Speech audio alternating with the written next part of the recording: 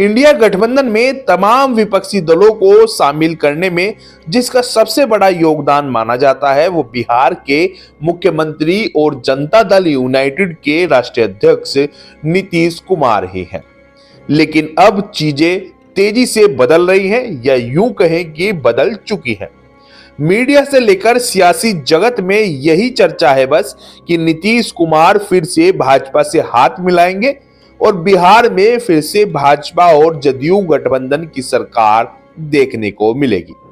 लोकसभा और विधानसभा के चुनाव भी दोनों दल साथ मिलकर लड़ेंगे। जी हां, तभी तो कहा जाता है कि राजनीति में कोई दुश्मन नहीं होता है, सिर्फ विरोधी होता है और स्थायी विरोधी भी कोई नहीं होता।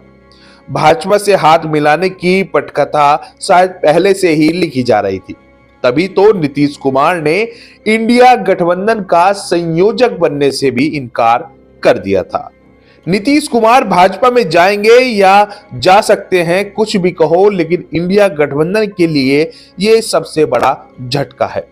हाँ, ये तो तय है कि नीतीश कुमार को भाजपा से हाथ मिलाने के बाद कोई राजनीतिक रूप से बड़ा फायदा होता तो नजर नहीं आता है, क्योंकि इंडिया गठबंधन में तो नीतीश कुमार विपक्ष की ओर से प्रधानमंत्री पद के सबसे सशक्त दावेदारों में से एक हैं। लेकिन एनडीए में जाकर तो उनकी राजनीति सिर्फ बिहार तक ही सिमटी रहेगी। लेकिन नीतीश कुमार देश की बड़ी राजनीतिक हस्ती हैं और वो अपने और अपनी राजनीतिक पार्टी के भविष्य के बारे में जो सोच रहे हैं उसे हम और आप गलत कैसे कह सकते हैं।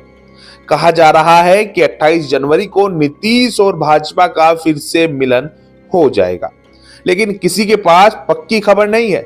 हो सकता है कि सभी के सूत्र और सूत्रों की खबर पर पानी ही फिर जाए और नीतीश कुमार इंडिया गठबंधन में ही बने रहे। लेकिन फिलहाल जिस तरह के घटनाक्रम हो रहे हैं उससे ऐसी उम्मीदें नजर कम आ रही हैं।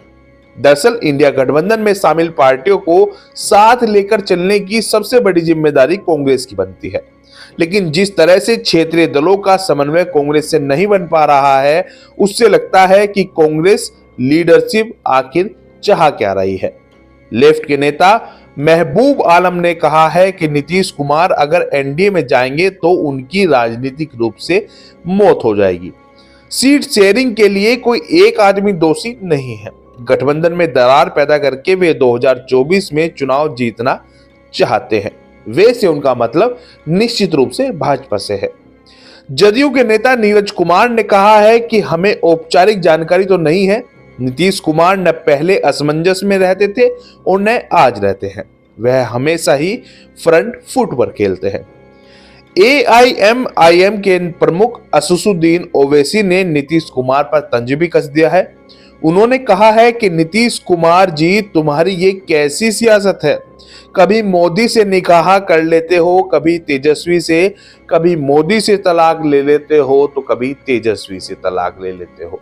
आपको बता दें कि बिहार में राष्ट्रीय जनता दल सबसे बड़ी पार्टी है जिसके पास 79 विधायक है। बीजेपी के पास 78 और जदयू के पास 45 विधायक हैं।